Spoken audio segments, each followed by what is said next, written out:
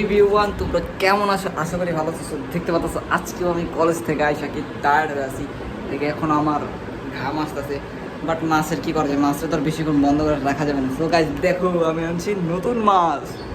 আজকে আর একটা কলেজের টাকাগুলো জমায় আমি এভাবে মাছ কিনি, কারণ মাছ আমার পালতে অনেক ভালো লাগে। সো এইটার সেট আপ কীভাবে করবো, একদম মানে অন্যরকম এবার একটা সেট আপ হবে, সেটা দেখার জন্য তোমরা রেডি তো?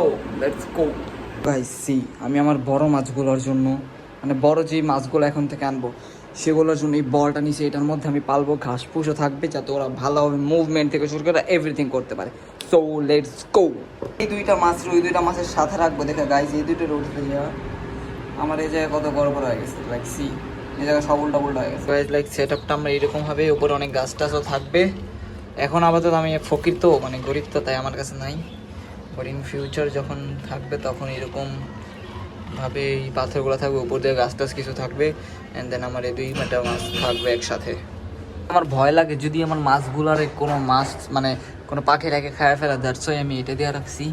অ্যান্ড এখন আমি এগুলায় বিভিন্ন কেমিক্যালগুলো দিয়ে দিব, যেগুলায় এই যে blue blue blue blue blue কী বলে এটা দিয়ে দিছি, যাতে পানি একটু নীল থাকে, ওরা সমুদ্রের ফিলটা পায়। সমুদ্রের ফিলের জন্য এটা পানি ঘোলাটা হয়ে গেলে, তাই আমি আর কি নীলা হইলে একটু ভালো লাগে দেখতে, এর জন্য আমি এটা দিছি।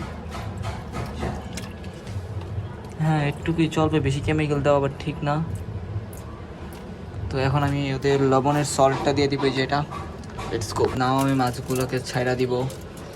অনেক সময় ওদেরকে হইতে দিছি, মানে যেটাকে বলে, মানে কিছু সময় যে রাখতে হয়, কী বলে জানি না। সো ফাইনালি ওরাও বাইরে হয়ে গেছে।